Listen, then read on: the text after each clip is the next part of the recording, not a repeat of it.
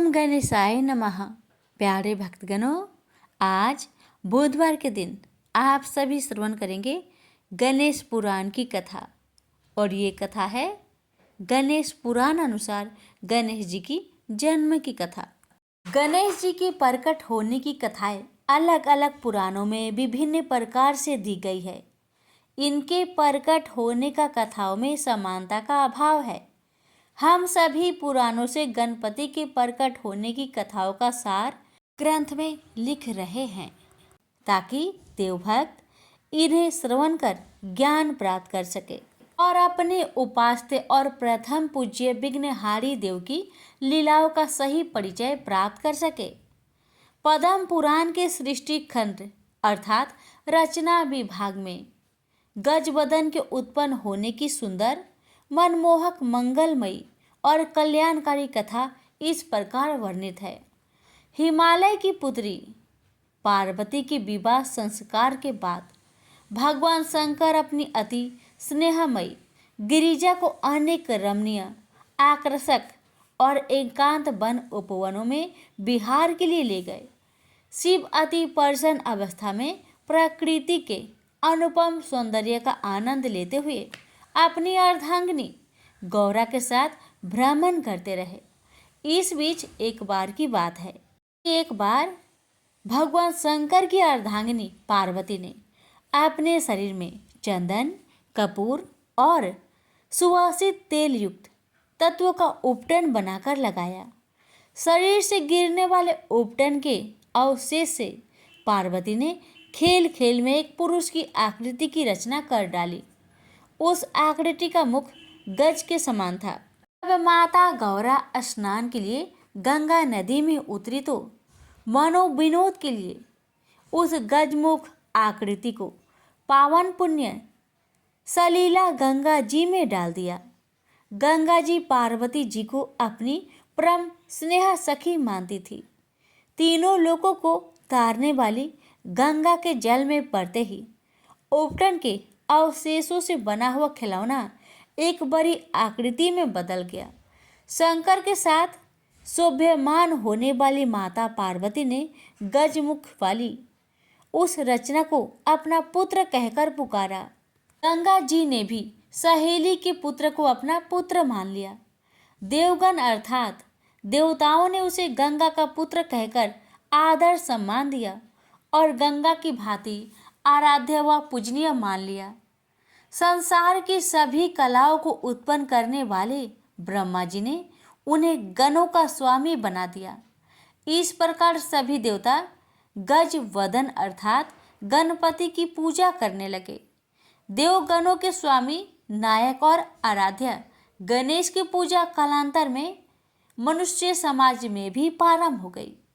लिंग पुराण के प्रारंभ में गणपति के प्रकट होने की कथा पद्म पुराण से थोड़ी भिन्न है। एक बार की बात है कि सभी देवताओं ने मिलकर एक सभा आयोजित की। उस सभा में यह विचार रखा गया कि असुर सदा ही देवताओं को सताते व युद्ध करते रहते हैं। क्या ही अच्छा हो कि हमारे साथ कोई ऐसा बढ़िया शक्ति लग जाए जिससे देवता असुरों को पराजित कर सके। शिव जी असुरों का पक्ष लेते हैं और उनकी आराधना से शीघ्र ही प्रसन्न हो जाते हैं। उनके वरदान से असुर देवताओं को युद्ध में पराजित कर देते हैं। देवताओं ने सोचा कि जब शिव स्वयं देवता हैं तो हम भी क्यों ना उस अत्यंत विध्वंसकारी बैल की सवारी करने वाले और चार मुख वाले देवता की आराधना करके मनोवांछित फल प्राप्त करें। जब शंकर जी असुरों की प्रार्थना को शीघ्र व सहर्ष स्वीकार कर उन्हें मोनो अनुकूल वर देते हैं, तो क्या देवताओं को नहीं देंगे। इन शक्तिशाली दैत्यों के कारण देवताओं को अनेक कष्टों का सामना करना पड़ता था। देवता कहने लगे कि हम सभी अपनी विजय और असुरों के कार्य को खंडित करने की शक्ति प्राप्त करने के लिए तुरंत सुख व संतोष देने वाले भगवान आशुतोष शिव की पूजा अर्चना करें। यह विचार विमर्श करके देव समुदाय पार्वती के स्वामी शिव के पास जाकर उनकी स्तुति और पूजा करने लगे। अत्यंत शीघ्र प्रसन्न होने वाले भोले शंकर उनकी प्रार्थना से बेहद प्रसन्न हुए और देवताओं से बोले कि हे देवगण, आप कोई भी इच्छित वर मांग सकते हैं, मैं आप पर अत्यधिक प्रसन्न हूँ। तब ज्ञान के भंडार और गुरुओं में श्रेष्ठ बृहस्पति ने भी देवताओं के लिए भगवान शिव से निवेदन किया कि हे कृपालु प्रभु, देवताओं के शत्रु असुरों की पूजा से प्रसन्न होकर आप उन्हें उनकी इच्छा के अनुसार वर देते हैं, जिससे वे समर्थवान होकर देवताओं को सताते व कष्ट देते रहते हैं। हम सब देवगण उन असुर शक्तियों और दानवों के कार्य में बाधा डाल सके, ऐसा वर आप हमें प्रदान करें। परम संतोषी विशाल व उदार हृदय वाले भगवान आशुतोष अर्थात शिव ने तथास्तु कहा और सूर समूह को आश्वस्त किया और उनकी मनोकामना पूर्ण की। देवताओं द्वारा भगवान शिव की आराधना करने के कुछ वर्षों के उपरांत गणेश जी के प्रकट होने की कथा इस प्रकार से है। तब लोकों के ईश्वर स्वामी शिव जी की पत्नी पार्वती के सामने एक विशालकाय रूप प्रकट हुआ, जो ब्रह्मा स्वरूप और सभी अंगों से सबसे बड़ा था, जिसे श्री गणेश के नाम से पुकारा गया। उस महान तेजस्वी, दीर्घ, बलिष्ठ और प्रतापी बालक का मुख हाथी जैसा था। उस बालक के एक हाथ में त्रिशूल और दूसरे हाथ में पास था। सब विघ्न बाधाओं का नाश करने वाले इस अवतार का धरती पर जन्म होते ही देवताओं में हर्ष की लहर दौड़ गई। खुशी के मारे सूर्य देवलोक से गजानन पर फूलों की वर्षा करने लगे और बार बार उनके चरणों में प्रणाम करते और प्रसन्नचित हो जाते थे। तीनों लोकों का कल्याण करने वाली हिमालय की पुत्री करुणा व दया की मूर्ति गौरा ने गजानन को अपना पुत्र मान लिया और उन्होंने अपने प्रिय पुत्र को बड़े सुंदर, आकर्षक और विचित्र आभूषण व वस्त्र आदि पहनाए। देवताओं में भी देवतुल्य भगवान शंकर ने अपने प्राण प्रिय पुत्र के लिए अन्य धार्मिक और जात कर्म संस्कार करवाए। महादेव ने अपने पुत्र गणेश से कहा कि पुत्र, तुम्हारा जन्म देवताओं की रक्षा के लिए हुआ है। तुम्हें दैत्यों का नाश करना है। ब्राह्मणों और ब्रह्मा को मानने वाले संतों के उपकार व भलाई के लिए तुमने अवतार लिया है। यदि धरती पर कोई दक्षिणा रहित यज्ञ, हवन, पूजन करे तो खुद जाकर उस कार्य के मार्ग में रुकावट यानी विघ्न उपस्थित करो, क्योंकि धर्म कार्य पूर्ण विधि पूर्वक होना चाहिए। दक्षिणाहीन यज्ञ करने वाले यज्ञकर्ता के कार्य में विघ्न डालकर उसे स्वर्ग न जाने दो। आगे भगवान शंकर कहने लगे कि जो भी संसार में गलत ढंग से या अन्यायपूर्ण कार्य करता है, तुम उसके प्राणों का नाश करो।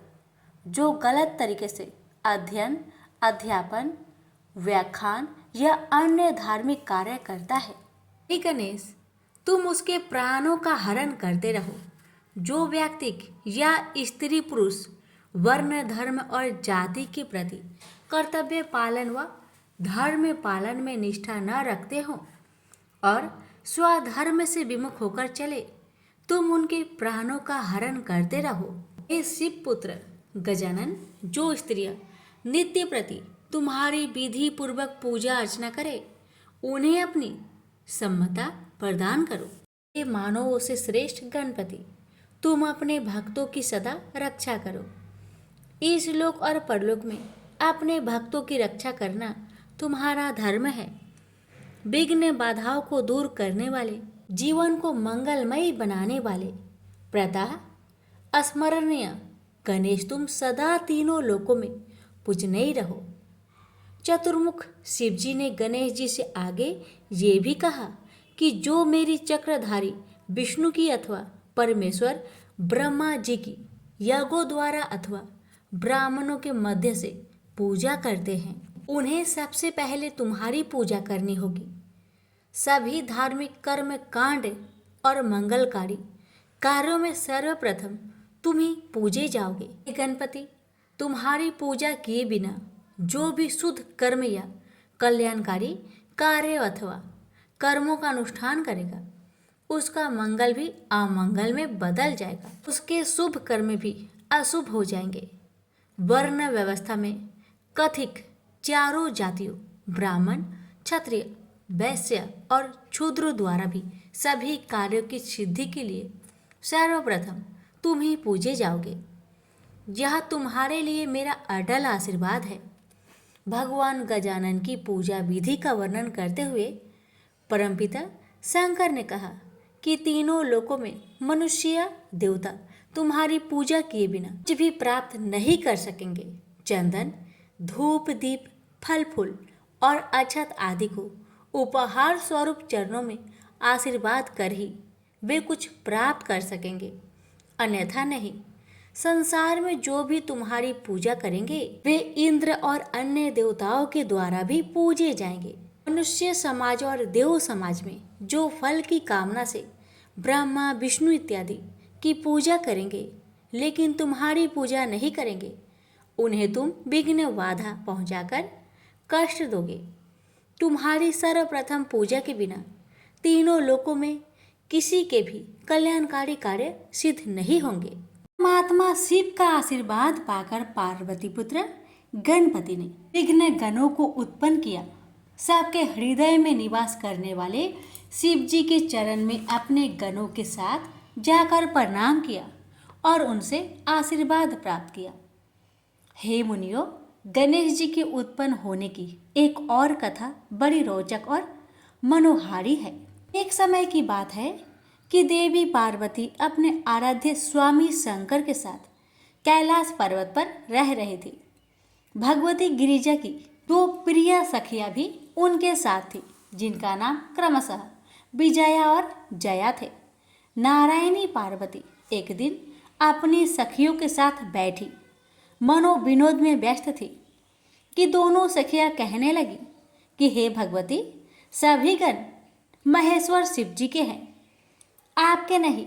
नंदी, भृंगी, अन्य सभी गण भगवान शंकर की सेवाओं के लिए तत्पर रहते हैं। तुरंत मनोकामना पूर्ण करने वाले भगवान आशुतोष अपने गणों की भक्ति और सेवा से अत्यधिक प्रसन्न हैं। वे गण अपनी अनन्य भक्ति सेवा के कारण ही द्वारपाल बने हुए हैं। यह बात ठीक है कि वे गण हमारे भी सेवक हैं, पर फिर भी हमारी इच्छा है कि हमारे लिए भी आप एक गण बना दीजिए जो सदा हमारी आज्ञा अनुसार हमारी सेवा में उपस्थित रहे। एक दिन शिव जी के गण नंदी स्नानागार के द्वार पर खड़ा था और माँ गौरा स्नानगार में जल क्रीड़ा कर रही थी। पार्वती निश्चित होकर स्नान कर रही थी कि शत्रुओं के नाशक भगवान शंकर अपनी परम प्रिया पार्वती के पास जाने हेतु स्नानगार के द्वार पर पहुंचे। शिव जी के अनन्य उपासक नंदी ने कहा कि माँ पार्वती स्नान कर रही है, आप अंदर नहीं जा सकते। भूत प्रेत महात्माओं में भी पूजनीय भोले शंकर ने नंदी का कहना नहीं माना और अंदर चले गए। शिव प्रिया ने उस हाल में प्रभु शंकर को अपने इतना निकट देखा तो वे लज्जा और संकोच से अस्तमत खड़ी की खड़ी रह गई। वो बार बार यह सोचकर हैरान हो रही थी कि द्वार पर नंदी द्वारपाल बने खड़े हैं। उनके होते हुए त्रिलोकी के स्वामी मेरे आराध्य यहाँ कैसे पहुँचाए। उनके मन में शिव जी के गणों के प्रति जो भरोसा था उसमें उन्हें कुछ संदेह होने लगा। सोचने लगी कि ये तो केवल भगवान आशुतोष के ही सेवक है। बस फिर क्या था, उन्होंने तुरंत अपनी स्वर्णगुण संपन्न मनोविनोदिनी सखियों के हास प्रयास की बात याद आ गई। पार्वती जी सोचने लगी कि जया और विजया ठीक ही कहती थी कि ये गण तो केवल मेरे प्रभु शंकर जी की कृपा के कारण ही मेरे द्वारपाल बने हुए हैं। वे मन ही मन विचार करने लगी कि यदि मेरा कोई अपना गण होता तो क्या भगवान आशुतोष यूं यकायक स्नानगार में आ सकते थे। ये सच है कि शिव जी के गणों पर मेरा कोई अधिकार नहीं है। मुझे भी अपने पास एक ऐसा सेवक रखना है अक्षरश मेरे आदेश का पालन करे, जो हर प्रकार से गुणी और कार्य कुशल भी हो। इस प्रकार तीनों लोकों की ईश्वरीय देवी गिरिजा ने योग बल अर्थात शक्ति व सामर्थ्य से एक अनुपम गण की रचना कर डाली। वह गण सर्वगुण संपन्न था, सुडौल, विशाल, शोभायुक्त, परम बलशाली उसका शरीर था। माता पार्वती ने अपने उस गण को अनेक सुंदर और उत्तम वस्त्र व आभूषणों से सजाया और उसे पास बुलाकर कहने लगी कि आज से तुम मेरे पुत्र हो। तुम्हारे जितना प्यार, दुलारा और स्नेही मेरे लिए कोई और नहीं है। उस विशाल शरीरधारी, तेजस्वी, बुद्धिमान और बलवान पुरुष ने अपनी माता शिवप्रिया पार्वती के चरणों को छुआ और कहने लगे कि माता अंबिके, आपकी समस्त आज्ञाओं का मैं सदैव पालन करूंगा। आप अपनी इच्छा और आज्ञा बताकर मुझ पर कृपा करें। तब सभी देवियों में महान ईश्वरीय देवी भगवती ने खुश होकर अपने पुत्र से कहा कि हर प्रकार से तुम मेरे हो, बस आज से तुम मेरे द्वारपालक बन जाओ। मेरी अनुमति के बिना कोई भी मेरे घर में प्रवेश ना करे, चाहे वह कोई भी हो, कहीं से भी आया हो। इस प्रकार से उस नवनिर्मित गण को माता पार्वती ने एक दंड दे द्वारपालक बनाकर द्वार पर खड़ा कर दिया। थोड़ी देर बाद गोरोचन व कपूर का तिलक धारण करने वाले पार्वती के प्रिय शिव जी वहां आ पहुंचे। ऐसे ही वे द्वार के अंदर जाने लगे कि गणराज ने पूछा, हे मान्यवर देव, आप कहाँ जाना चाहते हैं? माता पार्वती की आज्ञा के बिना आप भीतर नहीं जा सकते। इस समय जगत की माता भगवती स्नान कर रही है, अतः आप यहाँ से वापस लौट जाए। चंद्र के समान तिलकधारी और श्रेष्ठ शिव जी को अपनी प्रिया पार्वती के पुत्र के बारे में तनिक भी ज्ञान न था। चंद्रमौली शिव जी बोले, तुम्हें पता नहीं कि मैं शिव हूँ और जगत जननी गौरा का स्वामी हूँ। मैं स्वयं यहाँ उनसे मिलने आया हूँ। प्राण प्रिया शिवा के पुत्र गणराज ने कहा, आप चाहे जो भी हो, चाहे कहीं से भी आए हो, परंतु मैं बिना माता की आज्ञा के आपको अंदर नहीं जाने दूंगा। इस प्रकार मात्र भक्त वीर बालक गणराज ने महेश्वर शिव को ही मना कर दिया। अरे ही विस्मित होकर पार्वती के प्राणों के स्वामी और प्रिया शिव ने कहा, मैं तो उसका पति हूँ और तू मुझे मेरे ही घर में जाने से रोक रहा है। मैं अवश्य भीतर प्रवेश करूंगा। ऐसा कहते हुए वे अंदर प्रवेश करने लगे। जगत माता पार्वती पुत्र ने उन्हें फिर से रोका। काम के शत्रु लीलाधारी शिव ने अपने गणों से पूछा कि यह कौन है जो मुझे मेरे ही घर में जाने से रोक रहा है? इतना कहकर शिव दूर जाकर खड़े हो गए। परमेश्वर शिव के सेवक गणों ने जगत जननी के पुत्र के पास जाकर पूछा, तुम कौन हो? कहाँ से आए हो? तुम्हारी क्या इच्छा है? यदि तुम हमारे स्वामी को अंदर प्रवेश नहीं करने दोगे तो तुम्हारे प्राणों की खैर नहीं। अच्छा हो कि तुम हमारा कहना मानकर तुरंत यहाँ से चले जाओ। तब पार्वती के पुत्र गणराज ने निडर होकर वृषभ ध्वज शिव जी के गणों से कहा, पहले तुम बताओ कि तुम कौन हो? तुम्हारा यहाँ आने का क्या तात्पर्य है? तुम क्या चाहते हो? व्यर्थ में मुझे धमकियां देने वाले तुम कौन हो? अपना भला चाहते हो तो यहाँ से चले जाओ। शिव जी के गणों ने कहा, हम भगवान भूतनाथ के गण और द्वारपालक हैं। भूतों को आनंद देने वाले स्वामी शिव जी की आज्ञा से हम तुम्हें यहाँ से हटाने आए हैं। तुम्हें भी द्वारपाल और गण समझकर अभी हमने तुम्हें कुछ नहीं कहा है। यदि अपना भला और कल्याण चाहते हो तो तुरंत यहाँ से चले जाओ, नहीं तो हम तुम्हें मार डालेंगे। व्यर्थ में ही तुम्हें अपने प्राणों से हाथ धोना पड़ेगा। तब गणेश जी ने शिव गणों को बतलाया, मैं तो माता पार्वती का सेवक और द्वारपालक हूँ।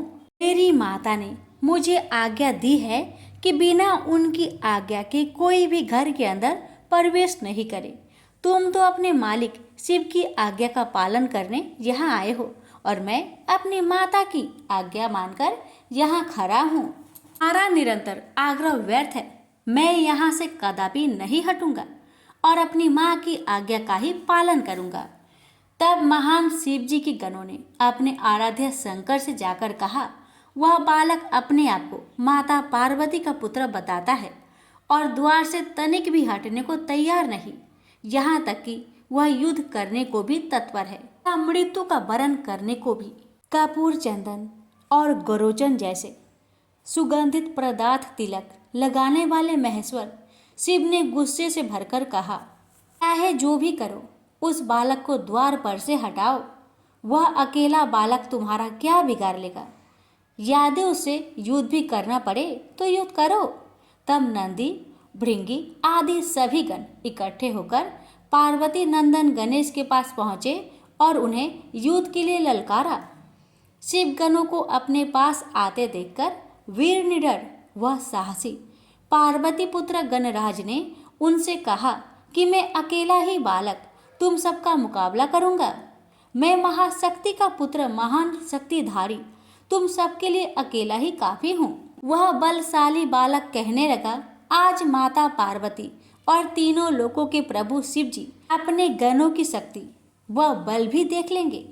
गणेश जी कहने लगे, आज सब इस बात को जान लेंगे कि पार्वती के पुत्र और तीनों लोकों के प्रभु शिव जी के गणों में कितना बल और ताकत है। गौरा और शिव जी के नाम पर बलवान गणों का एक बालक के साथ युद्ध होगा। आप सब तो बलवान योद्धा है और आपने तो पहले भी कई युद्ध किए हैं, परंतु मेरा तो यह पहला युद्ध है। मैं अकेला बालक हूँ, फिर भी मैं युद्ध करने को तैयार हूँ। मैं आपके साथ अकेले ही युद्ध करूँगा। पर्वतराज की पुत्री पार्वती और उनके पति शिव जी के इस विवाद और बहस में जब तुम्हारी हार होगी तो तुम्हें जरूर लज्जित होना पड़ेगा और साथ ही इस अपमान का सामना माता पार्वती और महादेव जी को भी करना पड़ेगा। गणेश जी ने फिर कहा, हार और जीत हम सब गणों के बीच में नहीं है, अपितु मुझे अपनी माता अंबिका की आज्ञा पालन करने हेतु युद्ध करना है और तुम्हें अपनी स्वामी और इष्ट शिव जी की आज्ञा पालन करने हेतु युद्ध करना है। शिव जी महाराज के गण बालक गणेश की इतनी तीखी बातें सुनकर गुस्से से भर गए और उन्होंने गणपति पर आक्रमण कर दिया, लेकिन गणेश जी ने उन गणों के प्रहारों को निष्फल कर दिया। सारे गण एक तरफ और बालक गणेश अकेला एक तरफ। गण तो एकदम घबरा गए। भगवान आशुतोष के गणों को गणेश जी भयंकर काल सरीखे दिखाई दे रहे थे। शिव गणों को ऐसा लगा कि जैसे हमारा नाश शीघ्र होने वाला है। माता शक्ति रूपा पार्वती के अति शक्तिशाली पुत्र गणेश के प्रहारों से शिवगण इधर उधर भागने लगे और गणेश जी अपनी जननी पार्वती का स्मरण करते करते उनसे युद्ध करते रहे। शीघ्र ही इस बात की खबर समूचे देवलोक में फैल गई। नारद जी और चक्र को धारण करने वाले भगवान विष्णु और ब्रह्मा जी तुरंत ही काम के शत्रु भगवान शिव के पास गए और कहने लगे कि महादेव, ये कैसी लीला हो रही है और यह युद्ध क्यों हो रहा है? कृपया आप ही शीघ्र इस बात पर ध्यान दें। सृष्टि के रचयिता ब्रह्मा जी और विष्णु जी की बात सुनकर शिव जी कहने लगे, एक वीर अजय बलवान बालक मेरे ही घर के द्वार पर बैठकर मुझे अंदर प्रवेश करने नहीं दे रहा। ऐसी अवस्था में मैं क्या करूं? मैं स्वयं सोच में पड़ गया हूं। उस शक्तिशाली बालक ने मेरे सभी गणों और सभासदों को हरा दिया है। वे सब उस बालक के तीखे बाणों से और चोटों से डरकर भाग गए हैं। यह घायल हो गए हैं। आप सब मिलकर उसे समझाए और कोई न्यायपूर्ण मार्ग निकालकर इस युद्ध को रोकने की चेष्टा करें। ब्रह्मा जी ने बालक को अनेक नीतिपूर्ण और मधुर वचनों से समझाया, पर गणेश जी पर उनके उपदेश का एक भी असर ना हुआ। तभी भगवान विष्णु बोले कि देवताओं में महान देवेश्वर शिव जी, यह बालक तो अजय दिखाई देता है। इसकी सरलता से इसे समाप्त नहीं किया जा सकता। बस केवल एक ही मार्ग है। मैं इस बालक को मोह बंधन में बांधकर अपने जाल में फांसकर शक्तिहीन कर दूंगा। तब हे संसार भर में उज्जवल शंभु, आप तुरंत इस पर प्रहार करके इसे समाप्त कर दीजिए।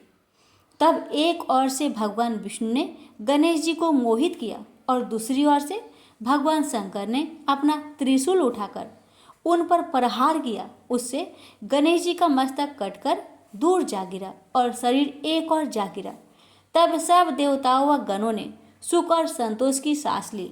खुशी से सभी नाचने गाने लगे, ढोल नगाड़े और मृदंग बजने लगे और देवगण प्रसन्नचित हो गए। जब माता पार्वती को अपनी सखियों से इस बात की सूचना मिली कि उनके पुत्र का वध करके देवगण खुशियां मना रहे हैं, तो शिव पत्नी गौरा दुख के कारण अत्यधिक व्याकुल हो गई और बिलख बिलख कर अपने पुत्र का वियोग करने लगी।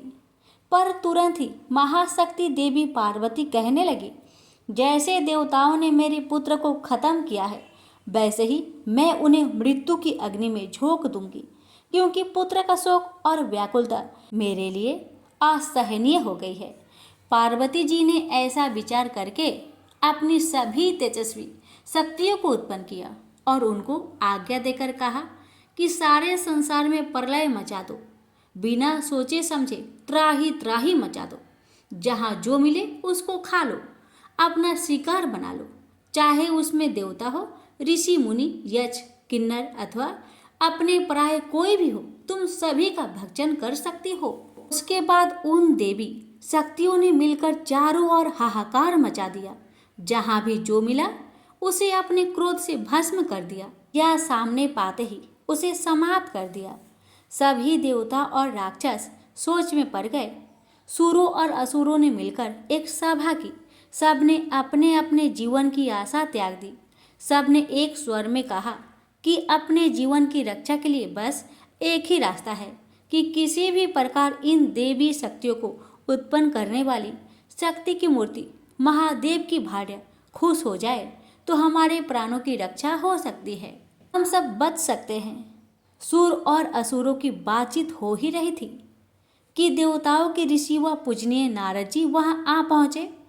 सबने अपनी करुण कथा उन्हें सुनाई और बताया कि कैसे शक्ति रूपा गौरा के कोप का वे शिकार हो रहे हैं। अब तो पर्वतराज की पुत्री ईश्वरीय शक्तियों में महान शक्ति रूपा पार्वती को खुश किए बिना हमारा कल्याण नहीं हो सकता। तो कठिनाई तो यह है कि प्रतिदिन सिद्धियों को सिद्ध करने वाली क्रोधित पार्वती के पास कौन जाए। तब नारद जी के साथ मिलकर सारे देवता और ऋषि मुनि संसार की जननी जगदम्बा के पास पहुंचे और शक्ति रूपा शिवा के चरणों में झुककर प्रणाम किया और उनसे प्रार्थना करने लगे कि हे जगत जननी जगदम्बे, हम सब आपको बार बार नमस्कार करते हैं। हे देवियों में भी परम शक्तिशाली चंडिके, आप संसार की प्रथम व आदि शक्ति है। आप जगत की रचना करने वाली है।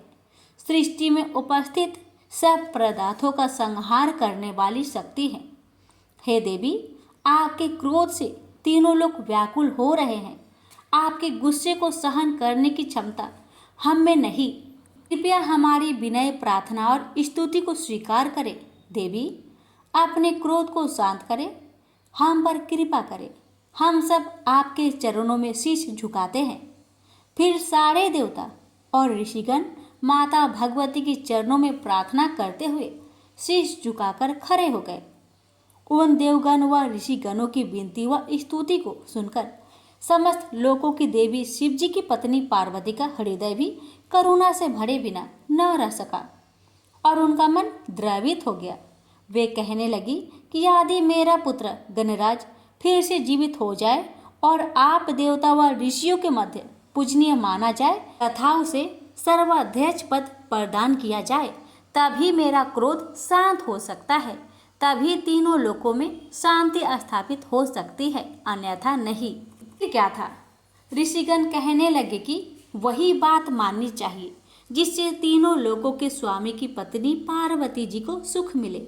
ऐसा विचार कर सभी शिव जी के पास पहुँचे और शक्ति रूपा शिवा की बात उनसे कही। कपूर और गुरोचन का तिलक लगाने वाले तीनों लोकों के स्वामी शिव जी ने अपने गणों को आज्ञा दी कि तुम सब उत्तर दिशा की ओर जाओ तथा उत्तर दिशा की ओर सिर करके सोता हुआ जो भी प्राणी मिले उसी का मस्तक काटकर मेरे पास ले आओ। उन्होंने बालक के सिर रहित शरीर कमंद को धो पोंछकर साफ किया और विधि पूर्वक पूजा अर्चना करने लगे। शिव जी के सब गण उत्तर दिशा में भ्रमण के लिए निकल पड़े। शिवगणों को सबसे पहले एक गज मिला। उस गजराज का एक ही दांत था। गण उसी का सिर लेकर भगवान शंकर के चरणों में आकर उपस्थित हो गए। महान ईश्वर समान शिव ने उसी गज का सिर बच्चे के शरीर के ऊपर कंधों पर जोड़ दिया और अपनी तांत्रिक विद्या व योग माया से बच्चे को जिंदा कर दिया। वह सौभाग्यशाली बालक गज का सिर लगाकर एक अनोखे प्रकार की रूपरेखा व आकार बन गया। उस विचित्र शिशु को देखकर सब स्तब्ध रह गए। सारे देवताओं और ऋषियों के प्रसन्नता से खिल उठे। उस बालक के सौंदर्य व तेज की चमक से चारों ओर खुशी की लहर दौड़ गई। जगत जननी माता पार्वती अपने प्रिय पुत्र को पाकर अत्यंत प्रसन्न हुई और जल्दी से अपने पुत्र को गोद में बैठा लिया।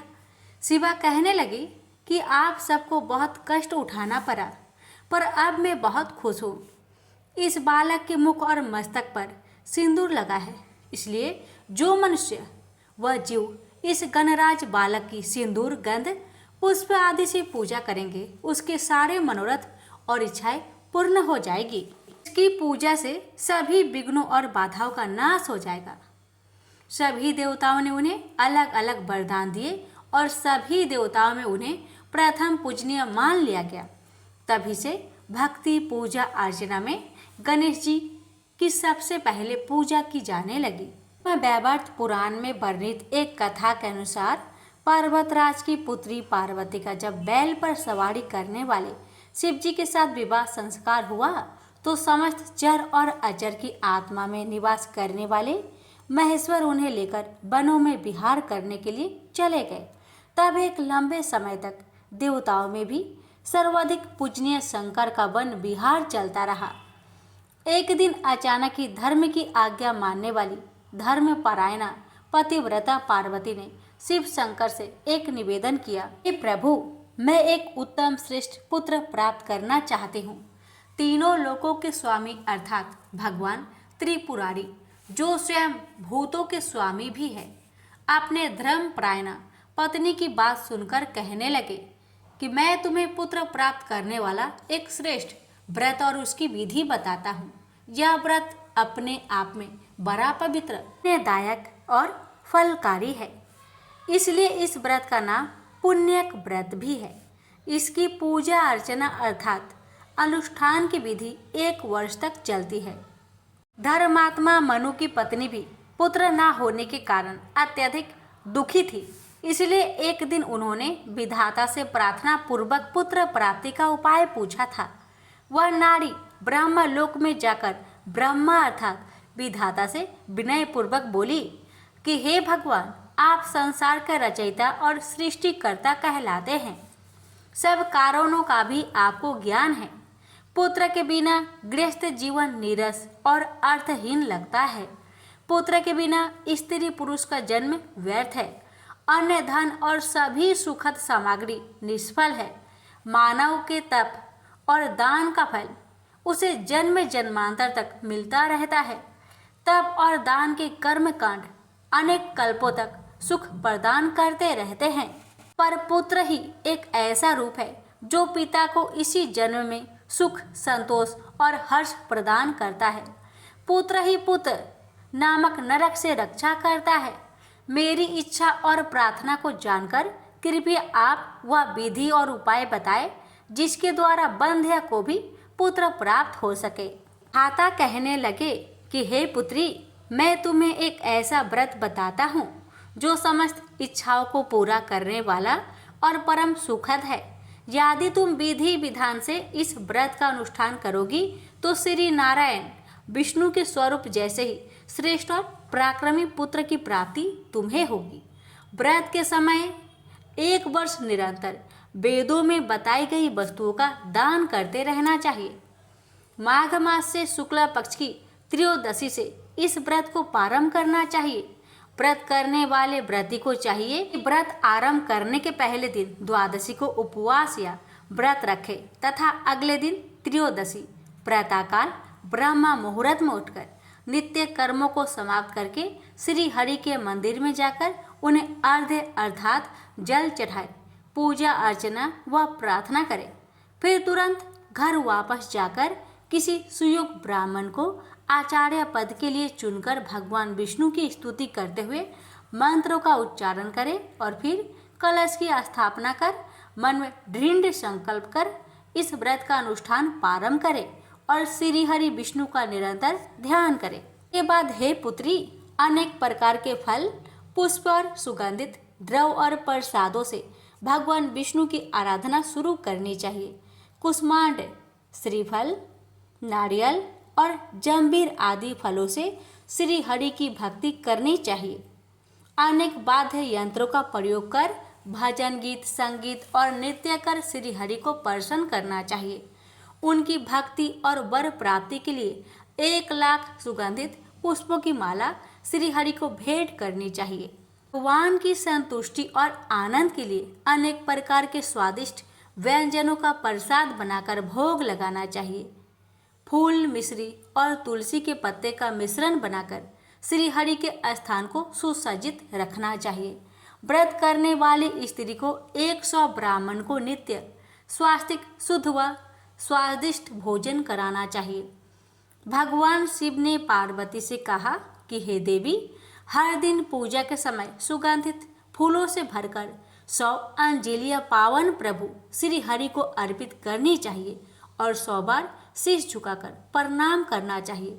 व्रत काल के अंतर्गत 6 महीने तक हविष्यान, यज्ञ में चढ़ाए जाने वाला अन्न अर्थात अगहनी, चावल, धान, मूंग, तिल, जौ, मटर, तिन्नी, साठी, दूध, दही, घी, घृत पकवान, शक्कर, लौंग, जीरा, पीपल, सेंधा नमक, समुद्री नमक, भथुआ, मूली, आम, इमली, कटहल, नारंगी, केला, हरहर और आंवला आदि हविष्यान कहे जाते हैं। व्रती को 5 मास तक फलहार, 1 पक्ष तक हबी, हरे शाकफल इत्यादि का आहार और 1 पक्ष में केवल जल पर निर्भर रहना होता है। उपयुक्त विधि से व्रत करने पर फिर उसका उद्यापन करना चाहिए। 360 डालियां सुंदर वस्त्रों, अति उत्तम उपहारों, आभूषणों, भोज्य पदार्थों और यज्ञोपवीत यानी जनेऊ से भरकर दान करें। हवन यज्ञ में 1360 घी की आहुतियां देकर प्रणाम करें। इतने ही ब्राह्मणों को श्रद्धा पूर्वक इच्छित भोजन कराकर 1 स्वर्ण मुद्रा की दक्षिणा दे। इस व्रत को करने से श्री हरि के चरणों में पक्की और पूर्ण भक्ति हो जाती है। इस प्रकार नियम पूर्वक यह व्रत करने से पराक्रमी व प्रसिद्ध पुत्र, पति का सौभाग्य व सुख और अत्यधिक धन की प्राप्ति होती है। संसार के पितामह अर्थात ब्रह्मा की कृपा व प्रेरणा को पाकर 100 रूपों को धारण करने वाली शत्रुपा सती अत्यधिक प्रभावित व प्रसन्न हुई। फिर उन्होंने इस सुफल को देने वाले व्रत को विधि विधान से श्रद्धा पूर्वक किया। व्रतधारी धर्मात्मा मनु की पत्नी ने इस परम और सुभद व्रत को किया। उनके यहाँ प्रिय व्रत और उत्तानपाद नामक 2 सुंदर, तेजस्वी और यशस्वी बालक उत्पन्न हुए। प्रसिद्ध महाभाग देवहूति ने भी जब इस व्रत के महात्म्य को सुना तो उन्होंने भी इस व्रत को धारण करके श्री हरि के अंश कपिल जी को अपने पुत्र रूप में पा लिया था। देवताओं की माता कही जाने वाली अदिति के यहाँ भी वामन भगवान उत्पन्न हुए थे। इस महान और महिमाकारी व्रत के प्रभाव के कारण अनेक सौभाग्यवान और पुत्रहीन नारियां पुत्रवती हुई है। जी कहने लगे, हे प्राण भल्ले, तुम भी इस व्रत का श्रद्धा पूर्वक, विधि पूर्वक, भक्ति पूजा युक्त पालन करो। तुम्हें निश्चय ही परम दुर्लभ पुत्र रत्न प्राप्त होगा। कपूर और अर्थात कपूर और सुगंधित गुरुचरण का तिलक धारण करने वाले शंकर के द्वारा ऐसे मधुर और महिमामय वचन सुनकर सती पार्वती ने भी इस पवित्र और सुलभ देने वाले दुर्लभ व्रत को किया था। तभी उनके यहाँ भगवान गणेश जी पुत्र रूप में उत्पन्न हुए थे। पुत्र पैदा होने की खुशी में माता गौरा अत्यधिक प्रसन्न हुई। स्वर्ग और मोक्ष को दान देने वाले माता पार्वती के स्वामी शिव जी भी पुत्र के उत्पन्न होने से बहुत खुश हुए और उनकी दिव्य प्रेरणा से अनेक वाद्य यंत्र बजने लगे। चहुओर संगीत, नृत्य और आनंद की लहर दौड़ गई। पुत्र प्राप्ति की मंगल कामना पूर्ण होने के कारण परमपिता महादेव ने ब्राह्मणों, बंदियों और भिक्षुओं को नाना प्रकार के रत्न, मूल्य द्रव्य और बहुमूल्य धन संपत्ति का दान किया। प्राणी मात्र के सच्चे साथी, सुभैसी जगत का उद्धार करने वाले, शीघ्र प्रसन्न होने वाले शिव शंकर के घर शिशु के प्रकट होने की खुशी में सभी देवता ऋषिगण खुशी और आनंद से भरकर मदमस्त हो गए। सबने बालक के जीवन के लिए मंगल कामनाएं की। सभी देव समूह, ऋषिगण, गंधर्व, किन्नर वहां आए और शिशु को आशीर्वाद दिया और उसके उज्जवल व मंगलमय जीवन की कामना की। गौरी नंदन अर्थात माता गौरी के पुत्र को देखने के लिए अनेक देवतागण भगवान शंकर के पास आए। देवताओं को गौरी नंदन को देखने जाते हुए सूर्य पुत्र शनिचर अर्थात धीरे धीरे चलने वाला की भी तीव्र इच्छा हुई कि मैं भी भूत भावन अर्थात भूतों को भी अच्छे लगने वाले शिव शंकर के घर जाऊं। बालक गणेश को देखने की कामना से शनिचर ने भूत भावन शिव जी के घर प्रवेश किया। समस्त संसार की जननी पार्वती नवजात शिशु को गोद में लेकर बैठी थी। योगियों में भी महान कहलाए जाने वाले शनिचर माता पार्वती के सम्मुख शीश झुकाकर खड़े हो गए और नतमस्तक होकर उन्हें प्रणाम किया। जगत जननी जगदम्बा ने उन्हें आशीर्वाद दिया और उनकी कुशल क्षेम पूछी। फिर माता पार्वती कहने लगी कि समस्त ग्रहों के स्वामी ग्रहेश्वर, आपके नेत्र कुछ बंद से हैं तथा आप सिर झुकाकर क्यों खड़े हैं? आप जब मेरे पास आए हैं तो न मेरी ओर देख रहे हैं न मेरे शिशु की ओर। इसका क्या कारण है? सूर्य के पुत्र शनिचर ने उत्तर दिया, माता, सभी प्राणी इस संसार में अपने कर्मों का फल भोगते हैं। अच्छे बुरे, शुभ अशुभ कर्मों के कारण ही सुख दुख की प्राप्ति होती है। हे माते, मेरी कथा कुछ गुप्त है, वह आपके सम्मुख कहने लायक नहीं है, पर आपकी आज्ञा का उल्लंघन भी मैं नहीं कर सकता। फिर भी वह कथा मैं आपको सुनाता हूँ। शनिचर ने कहा, हे माता, मैं बचपन से ही भगवान श्री कृष्ण की चरणों की भक्ति किया करता था। सदैव उनके ध्यान में तत्लीन व मग्न रहता था। तो ऐसी अवस्था में भी मेरे पिता श्री सूर्य नारायण ने मेरा विवाह चित्ररथ की पुत्री के साथ करा दिया। मेरी पत्नी बहुत सीधी साध्वी, तेजस्वी और तपस्विनी है। एक दिन की बात है कि मेरी पत्नी ऋतु स्नान के बाद मेरे पास आई। उस समय मैं भगवान के नाम जाप कर रहा था। मुझे सर्वथा अपने आसपास की कुछ ज्ञान नहीं था। चूँकि वह एक सती साध्वी और भक्त थी, अतः अपना अपमान और अवहेलना वह न सह सकी। उसने क्रोध में आकर मुझे श्राप दिया। कहने लगी कि आज से तुम जिसकी तरफ भी देखोगे उसी का अनिष्ट हो जाएगा। फिर भी माता, मैंने ध्यान तोड़कर उसे बहुत समझाया और संतुष्ट किया। उसने बहुत पश्चाताप किया, पर फिर भी श्राप लौटाने में असमर्थ रही। इसी श्राप के कारण जीव हिंसा के भय से मैं सदा अपने नेत्र को झुकाकर रखता हूँ। मैं किसी की ओर दृष्टिपात नहीं करता, क्योंकि उसकी तुरंत मृत्यु हो जाएगी।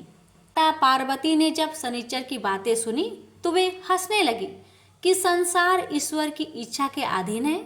जो परमेश्वर है वही होता है, अतः तुम जरा भी चिंता न करो तथा तुम मेरी ओर तथा मेरे शिशु की ओर देखो। सूर्यपुत्र शनिचर ने मन ही मन बहुत सोच विचार किया कि मैं पार्वती जी के बालक की ओर देखूं अथवा नहीं। यदि मैं इस तेजस्वी बालक की ओर देखूंगा तो जरूर इसका बुरा हो जाएगा। सबकी ईश्वर रूपा देवी पार्वती की बात भी कैसे टाली जा सकती थी। काफी सोच विचार के बाद योगी शनिचर ने माता जगदम्बा की ओर तो नहीं देखा, तो शिशु की ओर अपनी बाएं आंख के कोने से देखा ही था कि शनिचर की श्रापग्रस्त दृष्टि पड़ने से ही भगवती उमा के प्राणों से भी प्यारे पुत्र गणेश का सिर धड़ से अलग होकर दूर जाकर गिर पड़ा। शनिचर अत्यधिक दुखी हुए और घबराकर अपनी आंखें फेर ली और सिर झुकाकर भगवती के सामने खड़े हो गए। जब माता पार्वती ने खून से लथपथ कबंध शिशु को अपनी गोद में देखा तो दुखी से चित्कार उठी, हाय, ये मेरा शिशु को क्या हुआ। ऐसे दर्दनाक और विस्मित कर देने वाले दृश्य को देखकर उपस्थित कैलाश निवासी अत्यंत दुखी हुए। बालक की ऐसी दशा हो जाएगी ऐसा किसी को भी आभास नहीं था। देवी तो मूर्छित ही हो गई। खून से लथपथ मस्तक विहीन शिशु और माँ गौरा की चिंतायुक्त दशा को देखकर भगवान विष्णु तो गरुड़ पर सवार होकर तुरंत उत्तर दिशा की ओर चल पड़े। रास्ते में पुष्पभद्रा नदी के किनारे उन्होंने एक गज परिवार को आराम से सोते हुए देखा। गजेंद्र का सिर उस समय उत्तर की ओर था।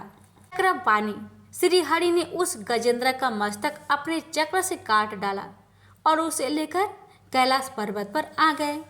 भगवान नारायण ने उस मस्तक को मृत बच्चे के कमंद पर लगा दिया और फिर अपने योग माया के द्वारा उसे जीवित भी कर दिया। संसार की माया मोह को दूर करने वाली माता अंबिका को श्री हरि ने सचेत किया और उनके पुत्र को उनकी गोद में बैठाकर उन्हें प्रसन्न करते हुए कहने लगे, हे कल्याणकारी बुद्धि रूपा शिवे, ब्रह्मा से लेकर कीटन प्रयत्न तक सभी अपने अपने कर्मों का फल इस जगत में भोगने आते हैं। हे मातेश्वरी, तुम भली भांति इस बात को जानती हो, हर प्राणी अपने कर्मों का फल भोगता है। शोकाकुल उमा को समझाते हुए चक्रपाणी विष्णु ने उन्हें सत्वाना देते हुए कहा कि प्रत्येक मनुष्य को कर्म जनित भोग सैकड़ों युगों तक अनेक योनियों में जन्म लेकर भोगने ही पड़ते हैं। जगत में होने वाले दुख, सुख, भय, शोक, आनंद आदि सब कर्मों का ही तो फल है। देवी, इसमें सुख तो उत्तम कर्मों का परिणाम है और दुख और भय आदि पाप कर्मों का। भगवान चक्रवाणी की मधुर वाणी सुनकर माता उमा कुछ संतुष्ट हो गई। वत्सलमयी शिवा ने श्री हरि के चरणों में प्रणाम किया। कपूर गौर शिव और माता पार्वती दोनों ने ही भगवान विष्णु की स्तुति की। शिशु को पुनः जीवित पाकर माता गौरा तो तीर्थ से विभोर हो उठी। साथ ही सारे देव समुदाय में भी आनंद व हर्ष की लहर दौड़ गई। शुभ मुहूर्त देखकर श्री हरि ने बालक का शुभ संस्कार किया और बच्चे को आशीर्वाद देते हुए भगवान विष्णु ने कहा, हे सूरश्रेष्ठ, मैंने सर्वप्रथम तुम्हारी पूजा की है, अतः हे वत्स, आज से जगत में तुम सर्वप्रथम पूजनीय व योगेंद्र हो जाओगे। शंकर के प्रिय पुत्र को प्रसन्न होकर कमल नयन विष्णु ने पुष्प माला पहनाई। हर्षनाद और आनंद से वातावरण गूंज उठा।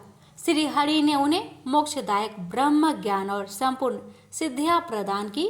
भगवान नारायण ने रुद्रप्रिय नंदन के 8 नाम भी रख दिए, विघ्नेश, गणेश, हिरंब, गजानन, लंबोदर, एकदंत, सुप्रकर्ण और विनायक। तभी से पार्वती पुत्र गजमुख अग्र रूप में पूजनीय माने जाते हैं। प्रेम से बोलिए गणेश महाराज की जय। श्री गणेश पुराण की जय।